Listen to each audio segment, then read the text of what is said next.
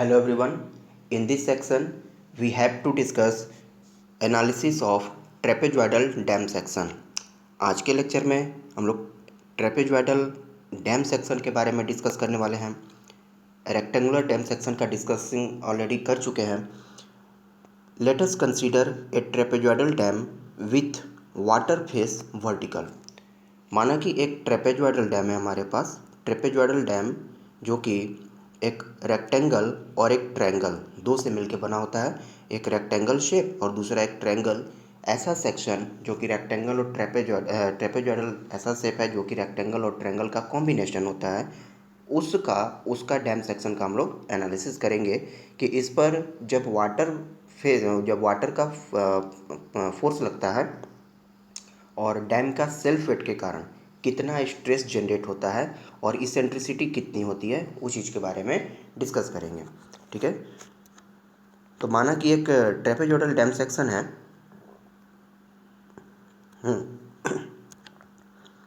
जिसका साइज जो है टॉप विड्थ को स्मॉल ए माने और बॉटम विड्थ को स्मॉल बी। बॉटम विड्थ को टोटल हमारे पास में स्मॉल बी है, यहाँ से यहाँ का डिस्टेंस। एंड इस डैम का जो हाइट है वो कैपिटल एच कंसिडर किया है। इस डैम पर जो वाटर का हाइट, माना कि डैम पर वाटर का हाइट टोटल हाइट है जितना डैम का हाइट है, हालांकि कम ही रहता है ज़्यादा होने पर, और डैम का और भी ये फ्री बोर्ड के नीचे ही है इसका हाइट। ठीक है, तो इस डैम सेक्शन पर हमें यह बताना है, हमें यह डिस्कस करना है कि यहाँ जो वाटर का फोर्स लगेगा, वाटर का फोर्स जैसे पिछले क्लास में डिस्कस कर चुके हैं कि ट्रायंगल शेप में अप्लाई होता है, क्योंकि सबसे ऊपर कम फोर्स लगेगा और सबसे ज़्यादा इसका बॉटम में फोर्स लगता है वाटर का। तो वाटर प्रेशर जो होगा वो एक्ट करता है बॉटम से h/3 डिस्टेंस पर। ठीक है, और इसका विड्थ कितना होता है, तो जितना वाटर का डेंसिटी होगा और जितना वाटर का हाइट होगा, ये हो गया इसका विड्थ। तो प्रेशर अगर निकालना है, वाटर प्रेशर कितना लगेगा हॉरिजॉन्टल थ्रस्ट, तो हो जाता था ट्रायंगल का area half into gamma into H square, half into base into height से निकाले थे इसको। तो यहाँ पर पी की ये वैल्यू सेम रहने वाली है।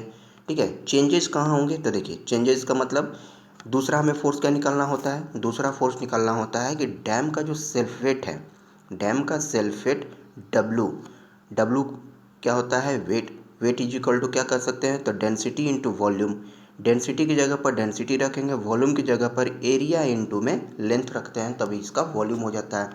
और एरिया जो कैलकुलेट किए थे, एरिया जो होता है ट्रेपेजॉइडल का, वो half of top width plus bottom width into में हाइट होता है। और लेंथ जो है इसको अगेन यूनिट मानेंगे, 1 लिखेंगे, तो डेंसिटी इनटू ए प्लस बी इंटू h/2, ये हमारे पास में वेट ऑफ डैम निकल के आ जाएगा। ठीक है, तो यही इसी तरह से यहाँ पर इसका कैलकुलेशन करने वाले हैं। ठीक है, तो देखते हैं क्या क्या इसमें। सबसे पहले टॉप विड्थ ए माने हुए हैं, डैम का विड्थ जो कि टॉप पर है। बॉटम विड्थ को स्मॉल बी, कैपिटल एच को हमने डैम का हाइट कंसिडर किया हुआ है। स्मॉल एच जो है वाटर का हाइट है, जो कि डैम के लेफ्ट साइड में वाटर को रिटेन किए हुए हैं। And rho is the density of masonry, and gamma already include कर लेंगे, gamma is the density of water. ठीक है, तो इतना कुछ करने के बाद हम क्या निकालते हैं, सबसे पहले वेट ऑफ डैम का वेट कितना होगा, तो वेट बराबर डेंसिटी इंटू वॉल्यूम, वॉल्यूम की जगह पर एरिया इंटू लेंथ, और लेंथ को हमने यूनिट कंसिडर करा तो लेंथ की जगह पर 1 पुट कर दिए, और यहाँ से हमें मिल गया वेट ऑफ डैम, यानी सेल्फ वेट ऑफ डैम कितना होगा, W बराबर rho into half of A plus B into में एच। अब नेक्स्ट देखते हैं इसका कि टोटल वाटर प्रेशर कितना लगेगा, तो P is equal to half into gamma H square, इसके बारे में पहले डिस्कस कर चुके थे। और ये कितना पर अप्लाई होता है, तो h/3 डिस्टेंस पर, कहाँ पे, फ्रॉम बेस से h/3 डिस्टेंस पर वाटर का प्रेशर जो है, हॉरिजॉन्टल थ्रस्ट जो है, इस पर अप्लाई होता है। ठीक है, अच्छा यहाँ पर 2 डायग्राम और बनाए हैं। तो ये जो डायग्राम देख रहे हैं ये रेक्टेंगल शेप में, ये डैम का टॉप व्यू है। अब मतलब कि जब इसको यूनिट लेंथ कंसिडर किया गया है तब की बात है। और जब इस पर जब स्ट्रेस अप्लाई होता है तो मिनिमम होता है हील के पास, ये इसका हील वाला पार्ट है, और ये इसका इसको टो कहते हैं। जैसे पैर का अंगूठा होता है टो, और पैर का जो एड़ी होता है वो हील का होता है। तो ऐसे ही डैम का ये अंगूठा वाला पार्ट है और ये हील वाला पार्ट है। तो हील पर मिनिमम अप्लाई होगा और टो पर मैक्सिमम अप्लाई होगा। ये इसके स्ट्रेस का वेरिएशन का डायग्राम है। ठीक है, तो अब बात करते हैं कि जो जो फोर्स इस पर अप्लाई होंगे, कौन कौन फोर्स अप्लाई हो रहा है। अगेन इसमें हमें क्या क्या कैलकुलेट करना है, W कैलकुलेट करना है, P कैलकुलेट करना है और पोजीशन ऑफ R, ये R जहाँ पर आके बेस को कट करेगा, यह सेंटर से जितना डिस्टेंस होगा इस X को डिस्टेंस को कैलकुलेट करना है। अगेन हमें इसेंट्रिसिटी यहाँ भी कैलकुलेट करके बताना पड़ेगा कि इसेंट्रिसिटी की वैल्यू कितना होगा। ठीक है, तो उम्मीद है इतना चीज़ें समझ में आई होगी। W की वैल्यू कैलकुलेट कर चुके, P का वैल्यू कैलकुलेट कर चुके। अब हमें कैलकुलेट करना है x बार मतलब बताएगा कि सेंटर यानी कि पूरे डैम सेक्शन का CG पॉइंट कहाँ होगा और CG पॉइंट से कितना दूरी पर इसका इसेंट्रिसिटी वाला पार्ट होगा। ठीक है, तो वो इसेंट्रिसिटी वाला पार्ट हमें यहाँ से कैलकुलेट करना होगा। तो यहाँ से CG से जो दूरी होगा, पहले हम CG निकाल लेते हैं। x बार इसका CG की वैल्यू कितना होगा, तो देखेंगे the weight of dam W act vertically downward through the centroid of section। ठीक है, x बार बराबर क्या होगा, जब दो अलग अलग एरिया जुड़े हुए और उनका हमें CG निकालना हो तो वी हैव फार्मूला क्या करते हैं, A1 x1 A2 x2 divide by A1 plus A2, जहाँ पर A1 क्या हो जाएगा, देखिए A1 और A2 दो एरिया में इसको हम लोग डिवाइड करते हैं। A1 का मतलब हो गया कि एक रेक्टेंगल बन जाएगा, ये 1 हो गया और ये हो गया ट्रायंगल का 2। रेक्टेंगल का जो एरिया होगा वो होगा A इंटू में H, A है और ये हमारे पास में H है, तो रेक्टेंगल का एरिया हो गया A इंटू H और ट्रायंगल का एरिया हो गया half into base into height. और बेस की जगह क्या लिख सकते हैं, बेस की जगह देखिए टोटल विड्थ है B और B में से अगर हम A पार्ट, इतना तो A है ना, B में से A घटा देंगे तो हमारे पास में इसका बेस मिल जाएगा। तो half into base into height, यहाँ से हम इसका एरिया निकाल सकते हैं। यानी कि जब A1 की बात करें, A1 कैसे कैलकुलेट करेंगे, तो area of rectangle A into H, और A2 की बात करें तो area of triangle half into base into height कर लेंगे। अब x1 क्या होगा, distance of CG from AD से CG कितना होगा, किसका, रेक्टेंगल का। अब AD क्या है, तो AD देखिए, AD मतलब ये वर्टिकल फेस है, यहाँ से CG कितना होगा, ये तो हमारे पास रेक्टेंगल है तो टोटल डिस्टेंस A है, तो CG यहाँ कितना होगा, A/2 पर होगा। तो हमारे पास में A/2 हो जाएगा रेक्टेंगल का, और ट्रायंगल का CG जब पूछेगा, ट्रायंगल का CG जब निकालना होगा तब कहाँ से निकालेंगे, फेस AD से ही निकालेंगे। तो कितना हो जाएगा, A तो यहाँ तक जुड़ गया, जब यहाँ से हम इसका ट्रायंगल का CG निकालेंगे पॉइंट, तो अगर सिर्फ ट्रायंगल का निकालना होता, तो देखिए ट्रायंगल का अगर निकालना होता तो दो फार्मूला बनता है कि अगर आपको ये मेजर फेस से चलना होता है तो होता है 1/3 इंटू में टोटल लेंथ यानी कि बेस का, और अगर इस साइड से चलना होता है तो होता है 2/3 इंटू में टोटल लेंथ। ठीक है, तो ये हो गया इसका अपना CG पॉइंट, अगर मेजर फेस से चलते हैं तब, चाहे माइनर फेस से चलते हैं तब, ये दो कंडीशन होते हैं। लेकिन हमको यहाँ से पूछा क्या गया है, फेस AD से कितना डिस्टेंस होगा, तो इसमें हमको क्या जोड़ना होगा, क्योंकि यहाँ से यहाँ का डिस्टेंस तो पता है स्मॉल a, और यहाँ से जो डिस्टेंस होगा ये 1/3 ऑफ इसका बेस का विड्थ के बराबर होता है। मतलब कहने का मतलब यहाँ पर x2 जो बात होगा, x1 तो हो गया A/2, x2 जो होगा A plus 1/3 into B minus A होगा, क्योंकि B माइनस A क्या है, इसका विड्थ होता है। ठीक है, ट्रायंगल का बेस जो होगा वो B माइनस A बचेगा। तो x2 यहाँ पर हमारे पास मिल गया 2A प्लस B/3 का।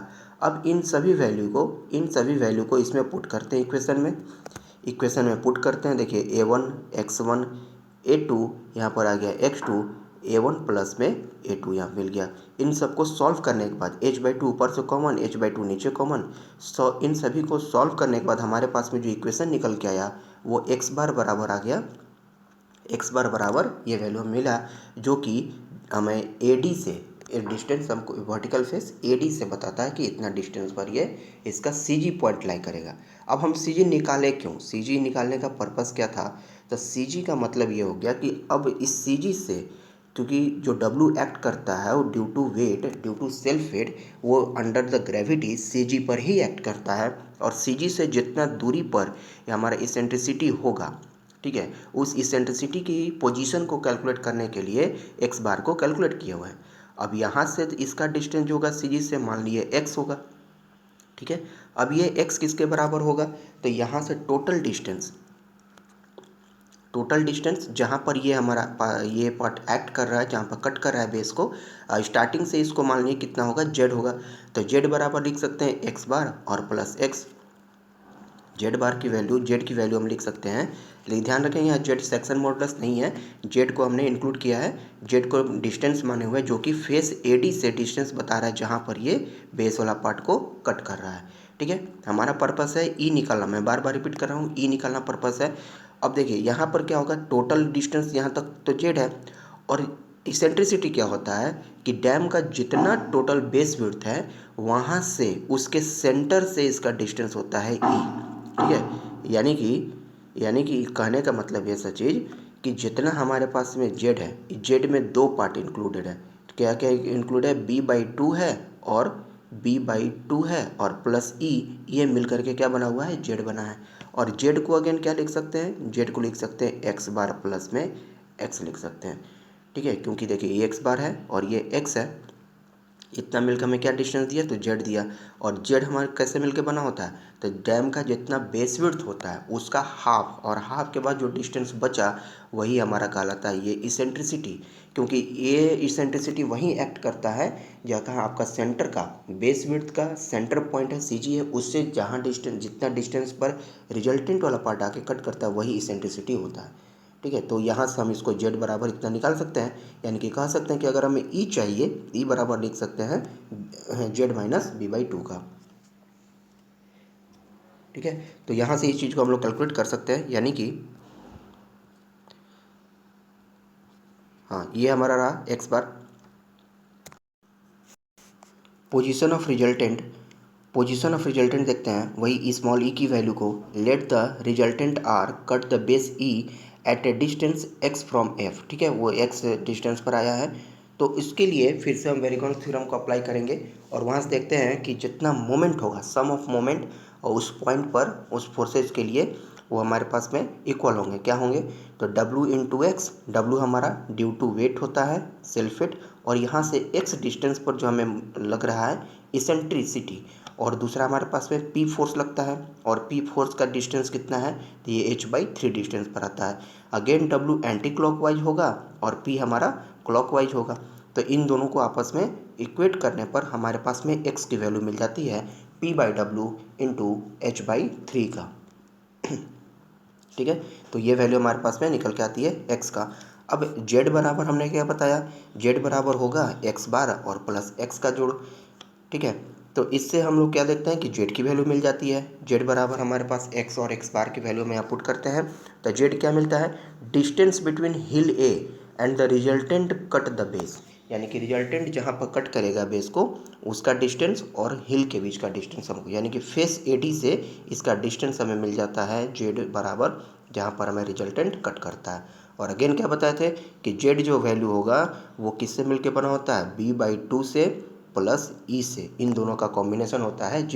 तो हमें जब e निकालना होगा, जब हमारे पास e निकालना होगा तो z में से b/2 को घटा देंगे तो हमारे पास में इसेंट्रिसिटी e की वैल्यू मिल जाती है, ठीक है। अगेन देखिए यहाँ जो z हमने लिखा है ये डिस्टेंस को मेंशन किया है, यहाँ पर ये z जो है सेक्शन मॉडुलस नहीं है, क्योंकि सेक्शन मॉडुलस आने वाले जैसे ये फॉर्मूला में सेक्शन मॉडुलस की वैल्यू है, तो यहाँ पर ये वो z नहीं है, ठीक है। z यहाँ डिस्टेंस को हमने एक नोटिस किया हुआ है। Now moment due to eccentricity के वजह से मोमेंट कितना होगा, तो वो होगा W इंटू ई, यानी कि W के जगह पर आपको W रखना होगा वेट, और E के जगह जो आपका वैल्यू आया है इसको पुट कर सकते हैं। नेक्स्ट है कि आपका जो सेक्शन मॉडुलस कैलकुलेट करना होगा, सेक्शन मॉडुलस यानी कि आपका मोमेंट निकालना होगा, तो section modulus is equal to z is equal to y direction के लिए dv²/6, जहाँ d को अगेन हम 1 पुट करेंगे क्योंकि यूनिट लेंथ के लिए कंसिडर कर रहे हैं, तो यहाँ से 1 इंटू b²/6 हो जाएगा। यानी कि ये देखते हैं कि जो फॉर्मूला हमारा पहले था रेक्टेंगल वाला में था, वही फॉर्मूला यहाँ पर ट्रेपेजॉइडल में भी मिलेगा, लेकिन अंतर ये हो जाएगा कि ई की वैल्यू दोनों में डिफरेंट होगा, ठीक है। तो again direct stress sigma not बराबर W/A और सिग्मा बी बराबर M/Z, मोमेंट का वैल्यू यहाँ पुट किए, यहाँ पर एरिया पुट किए, यहाँ पर इसका z का वैल्यू पुट किए, सारा कुछ वैल्यू पुट करने के बाद हमारे पास जो फॉर्मूला निकल के आया extreme stresses eight the base section पे कितना एक्सट्रीम स्ट्रेसेज होगा, तो एक मैक्सिमम होगा और एक मिनिमम होगा। ठीक है, तो मैक्सिमम होगा कहाँ पर, टो पे होगा मैक्सिमम, और मिनिमम होगा कहाँ पर, तो हील पे होगा। और इसकी वैल्यू को कैलकुलेट करके ये फार्मूला हमारे पास जनरेट होता है। ठीक है, तो न्यूमेरिकल सॉल्व करने के लिए आपके पास में ये फार्मूला याद होने चाहिए, और इसी फार्मूला पर बेस्ड आपको न्यूमेरिकल पूछे जाते हैं। नेक्स्ट डिस्कस करते हैं इसका स्टेबिलिटी। अब ये डैम का डिस्कस तो करिए कि डैम में कौन कौन फोर्सेज अप्लाई होते हैं, डैम स्टेबल कैसे रह सकेगा। ठीक है, तो डैम स्टेबल रहने के लिए, जैसे हमारे पास में कोई डैम है, तो स्टेबिलिटी कंडीशन सबसे पहला तो tension, no tension zone create होना चाहिए। और जैसा कि कोर सेक्शन में डिस्कस किए थे कि फॉर नो टेंशन जोन अगर नहीं हो तब उसके लिए क्या होना चाहिए कि जितना इसेंट्रिसिटी है less than equal to Z by A का होना चाहिए। या फिर नो टेंशन जोन के लिए और क्या देखे थे कि total eccentricity less than equal to B by 3 के बराबर होनी चाहिए। तो यहाँ भी वही चीज़ अप्लाई करेंगे रेक्टेंगुलर सेक्शन के लिए कि इसेंट्रिसिटी की वैल्यू b/3 से ज़्यादा नहीं होनी चाहिए, कम हो या इसके बराबर होनी चाहिए। ऐसा कंडीशन अगर आता है तो कहेंगे नो टेंशन जोन। ठीक है, तो ये पहला कंडीशन है स्टेबिलिटी का। स्टेबिलिटी में और भी कंडीशन है, क्या कंडीशन, डैम तभी सेफ रह सकता है जब उस पर रीस्टोरिंग मोमेंट ग्रेटर हो ओवर टर्निंग मोमेंट से। ये क्या होता है इसके बारे में भी डिस्कस करते हैं। ठीक है, तो देखिए सबसे पहले कंडीशन ऑफ स्टेबिलिटी में क्या क्या कंडीशन है।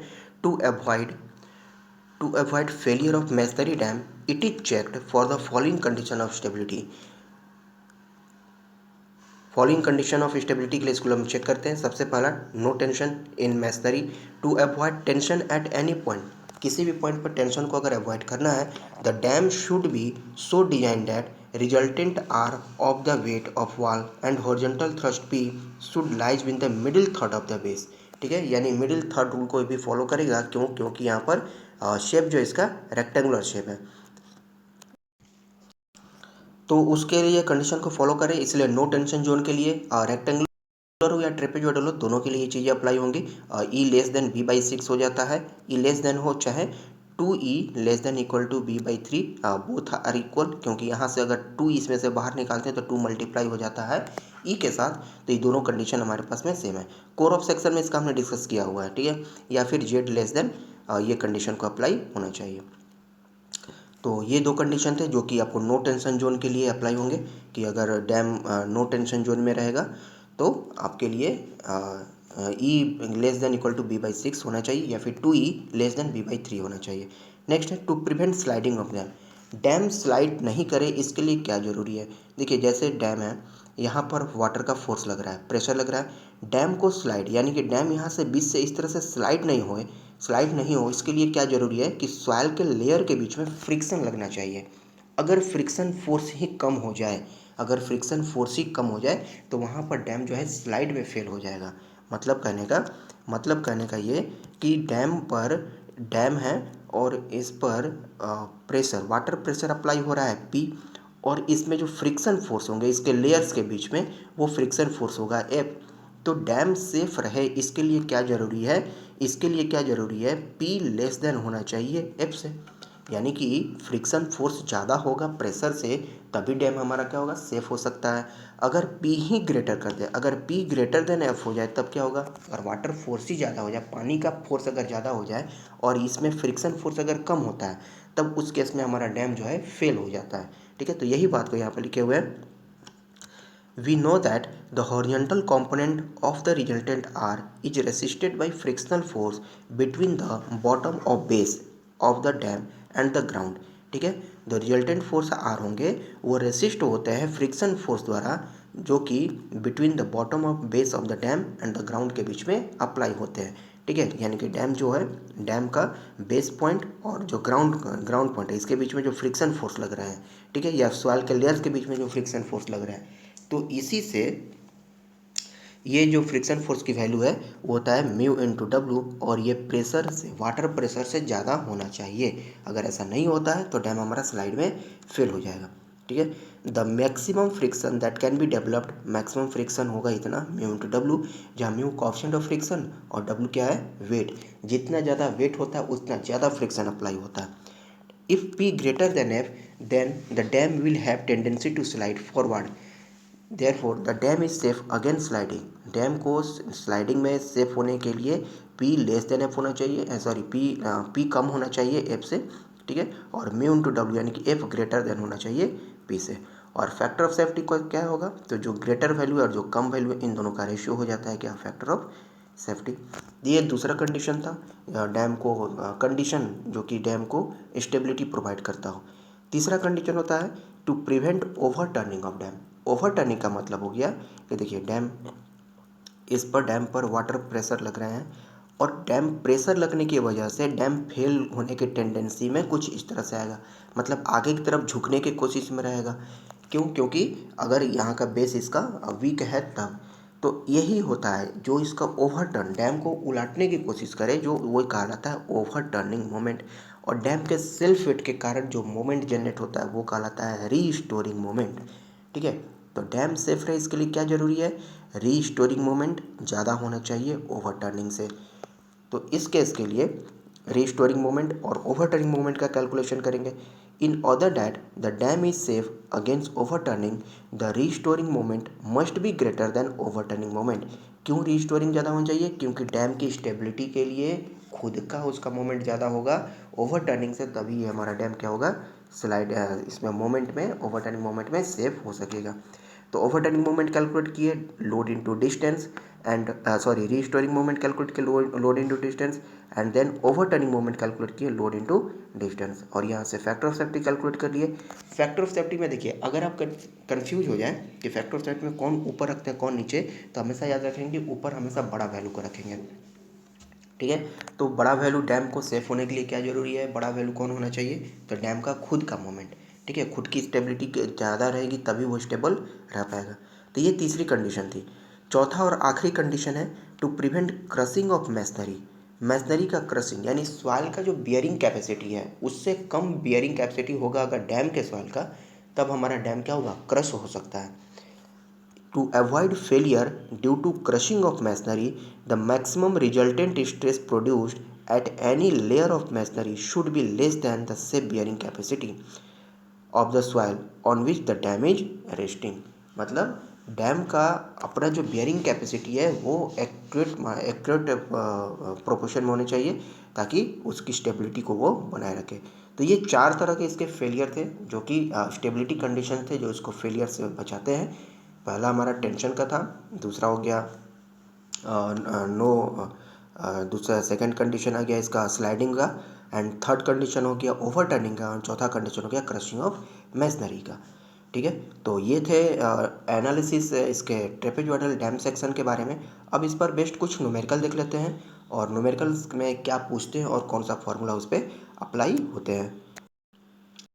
जैसे एक न्यूमेरिकल है, ए मैसनरी डैम 8 मीटर हाई, एक डैम है जिसका टोटल हाइट हमारे पास में 8 मीटर का है, 1.5 मीटर विड्थ एट टॉप का विड्थ जो है 1.5 मीटर का है, and 3.25 metre wide at base पर जो है 3.25 मीटर का इसका विड्थ दे रखा है, ठीक है। Water face vertical and resistant the water to a depth of 7 metre, यानी वाटर का जो हाइट दिया है वो 7 मीटर का दे रखा है, ठीक है। वाटर का हाइट है 7 मीटर का और डैम का हाइट है 8 मीटर का। Calculate the maximum and minimum stresses induced at the base, gamma W यानी density of water and density of masonry आपको दे रखा है यहाँ पे। अगर क्वेश्चन में ये दोनों वैल्यू नहीं दे तो फिर भी आप इसके आसपास के वैल्यू को कंसीडर कर सकते हैं, ठीक है।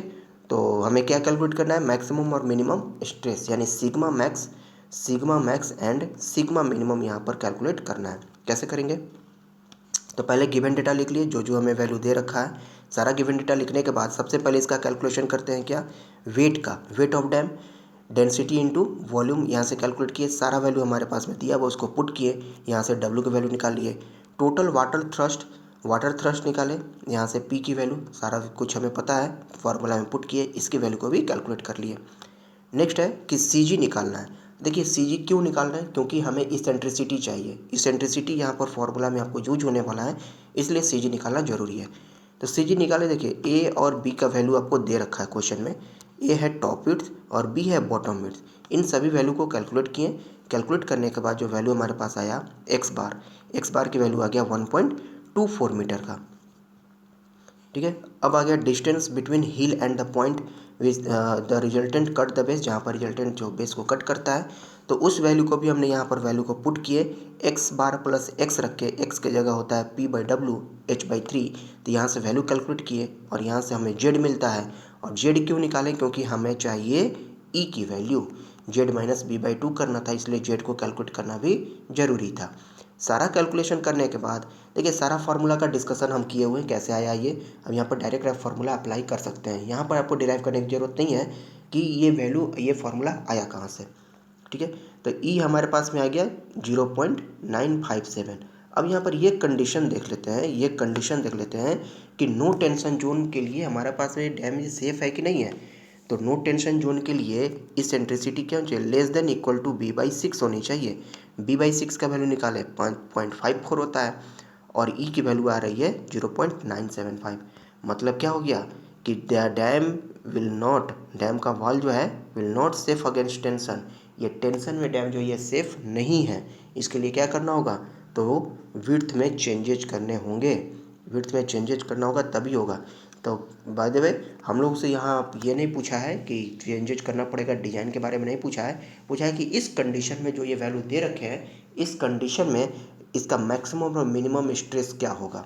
ठीक है, तो हमको मैक्सिमम और मिनिमम स्ट्रेस के वैल्यू को कैलकुलेट करना है। The applying the formula, putting the value and getting the result. Formula apply कीजिए, वैल्यू को पुट करें और रिजल्ट यहाँ से कैलकुलेट कर ले। अगर पॉजिटिव आया है तो कंप्रेसिव और नेगेटिव आया है तो टेंसाइल। तो इस तरह से वैल्यू को पुट करना है और सारा चीज़ को कैलकुलेट कर लेना है। लेकिन याद रहे, इसी क्वेश्चन में अगर यह पूछा होता, अगर यह कहा होता कि आप डैम को डिजाइन करें, तो यहाँ पर बी की वैल्यू को हमें चेंज करना होता, क्योंकि ये टेंशन में सेफ नहीं है। इसेंट्रिसिटी यहाँ ग्रेटर देन हो गया है इसके B/6 वाले पार्ट से। तो ये थे पहला न्यूमेरिकल। एक और न्यूमेरिकल देखते हैं कि और दूसरा न्यूमेरिकल इससे कैसा बनता है। इस क्वेश्चन में ये कहा है कि a vertical chimney of hollow square section, एक चिमनी दिया हुआ है और चिमनी पर आपको जो विंड प्रेशर अप्लाई होते हैं उसके वजह से पूछ रहा है कि कितना इस पर डेंसिटी, कितना इस पर स्ट्रेसेस डेवलप होंगे। ठीक है, तो इसके लिए विंड प्रेशर के वजह से, चिमनी पर तो विंड प्रेशर अप्लाई होते हैं, उसके वजह से हॉलो स्क्वायर सेक्शन है। ठीक है, तो चिमनी जो होता है सॉलिड तो होता नहीं है, अंदर से हॉलो रहता है, जिसका सेक्शन दिया है 2.5 मीटर 2 इंटू 2.5 मीटर आउटसाइड का डायमेंशन और 50 सेंटीमीटर का थिकनेस दिया है। ठीक है, मतलब 50-50 सेंटीमीटर दोनों तरफ से घटाएंगे तो हमें इंटरनल डायमीटर मिल जाएगा, इंटरनल डायमेंशन मिल जाएगा। The height of the chimney is 25 metre, chimney का जो हाइट है वो 25 मीटर का है। Find the greatest allowable uniform wind pressure, हमें यूनिफॉर्म विंड प्रेशर ही पूछा है परपेंडिकुलर टू वन फेस, जो कि किसी एक फेस का परपेंडिकुलर होगा, so that no tension is develop at any edge, किसी भी एज पर टेंशन डेवलप नहीं हो, इस बात का ध्यान रखें। और आप कैलकुलेट करें विंड प्रेशर कितना इस पर अप्लाई होगा। The density of chimney material 20 kilonewton पर मीटर क्यूब, यहाँ से डेंसिटी आप इसका यूज कर सकते हैं 20 की वैल्यू। तो सबसे पहले गिवन डेटा क्या क्या दिया हुआ है, तो विड्थ हो गया या डेप्थ हो गया, बी और डी दोनों 2.5 दिया है, क्योंकि 2.5 इंटू 2.5 दिया है एक रेक्टेंगल का, सॉरी स्क्वायर के चिमनी के वैल्यू का। तो स्मॉल बी निकालेंगे और इंटरनल डायमेंशन निकालेंगे। तो देखिए बाहरी डायमेंशन है 2.5, कहता है कि 50 सेंटीमीटर का थिकनेस है, तो 50 सेंटीमीटर यहाँ से और 50 सेंटीमीटर यहाँ से, तो दोनों तरफ से घटाएंगे तो एक मीटर हो गया, और 1 मीटर हो गया तो ये इंटरनल डायमीटर कितना बच गया, 2.5 मीटर में से 1 मीटर घटा देंगे तो 1.5 मीटर बच जाएगा यहाँ से, और 1.5 मीटर बच जाएगा यहाँ से। तो इंटरनल जो डायमेंशन होगा वो 1.5 मीटर इंटू 1.5 मीटर का ही बचेगा। थिकनेस हो गया 50 सेंटीमीटर का, हाइट हो गया 25 मीटर का, और डेंसिटी दे दिया है 20 किलोन्यूटन पर मीटर क्यूब का। अब हमें निकालना है allowable wind pressure. Wind pressure कैसे कैलकुलेट करेंगे, तो देखिए सबसे पहले इसका कैलकुलेट करते हैं section modulus Z is equal to I बट्टा वाई। आई होता है मोमेंट ऑफ इनर्शिया, और चूंकि हॉलो है तो बड़े वाला रेक्टेंगल से छोटे वाला रेक्टेंगल का मोमेंट ऑफ इनर्शिया को घटा देंगे तो आई मिल जाएगा, और वाई होता है D/2। इस तरह से इसको कैलकुलेट किए तो जेड की वैल्यू मिल जाती है 2.27 का। अब मोमेंट एट द बेस पर मोमेंट लगेगा किसके वजह से, पी के वजह से, प्रेशर पी के वजह से, तो मोमेंट ड्यू टू पी ये होता है एम बराबर लोड इंटू डिस्टेंस, तो लोड हो गया पी यहाँ पर विंड लोड, एंड h/2 यहाँ पर हाइट कितना आया h/2। देखिए डैम सेक्शन में h/3 पर थे, ठीक है, क्यों h/3 पर थे, रेक्टेंगल सेक्शन था, और यहाँ पर क्या है, सॉरी वहाँ पर ट्रायंगल सेक्शन था और यहाँ पर रेक्टेंगल सेक्शन है, इसलिए यहाँ पर h/2 डिस्टेंस पर अप्लाई होगा। p जो है विंड थ्रस्ट, और इसकी वैल्यू को निकाल सकते हैं हम लोग small p into B into H, तो यहाँ से वैल्यू को कैलकुलेट कर लेते हैं ये कितना आया, और मोमेंट में इसको अप्लाई करते हैं। उसके बाद self weight of chimney, chimney का self weight, area into area volume into density होता है, तो डेंसिटी के साथ वॉल्यूम का मल्टीप्लाई किए, तो यहाँ से वैल्यू निकल के आ गया हमारे पास वेट ऑफ चिमनी का 2000 किलो न्यूटन। ठीक है, देखिए डेंसिटी 20 दिया हुआ था और वॉल्यूम निकालते हैं तो क्या होता है एरिया इंटू हाइट होता है, और एरिया हमारे पास में जो है स्क्वायर का एरिया होता है साइड्स का स्क्वायर, जितना भी स्क्वायर है, तो बड़े वाला स्क्वायर में से छोटे वाला स्क्वायर का हम एरिया घटा देते हैं, तो ये हमारे पास में एरिया और इंटू में हाइट का मल्टीप्लाई किया तो हमारे पास क्या मिल गया, वेट, यहाँ पर वेट ऑफ चिमनी मिल गया। अब डायरेक्ट कंप्रेसिव स्ट्रेस यहाँ से कैलकुलेट किए फॉर्मूला में अप्लाई करके कि वेट बट्टा में एरिया, तो यहाँ से सिग्मा नॉट, और बेंडिंग स्ट्रेस कैलकुलेट किए थे m/z, और m की वैल्यू हम ऑलरेडी कैलकुलेट कर चुके हैं 781.25 स्मॉल p, और यही स्मॉल p हमसे पूछा गया है, जो कि विंड प्रेशर विंड थ्रस्ट काल है, यही स्मॉल p की वैल्यू हमसे पूछा गया है। तो यहाँ पर सभी वैल्यू को पुट किए। नो टेंशन कंडीशन के लिए हमारे पास जो वैल्यू होनी चाहिए, या तो सिग्मा नॉट की वैल्यू यानी डायरेक्ट स्ट्रेस के value greater than equal to sigma B होने चाहिए। ठीक है, तो इक्वल टू का सिंबल यहाँ पे अप्लाई किए और दोनों फोर्स को, दोनों स्ट्रेसेज को अप्लाई करें, और अप्लाई करने के बाद यहाँ से हमें स्मॉल पी की वैल्यू मिल जाती है। ठीक है, तो हम कह सकते हैं कि greatest allowable uniform wind pressure जो होगा वो 1.45 किलो न्यूटन पर मीटर क्यूब का कहलाएगा। तो उम्मीद है ये न्यूमेरिकल आपको दोनों समझ में आए होंगे। देखिए कोई भी न्यूमेरिकल हो, इसमें आपसे यही फार्मूला के बेसिस पर क्वेश्चन किए जाते हैं, जो मिनिमम स्ट्रेस और मैक्सिमम स्ट्रेस का। इसके बीच में आपको जितने भी आएंगे, इससे पहले अगर पूछ देता है wait of dam, horizontal thrust, तो ये सब थोड़ा सा उससे आसान हो जाता है।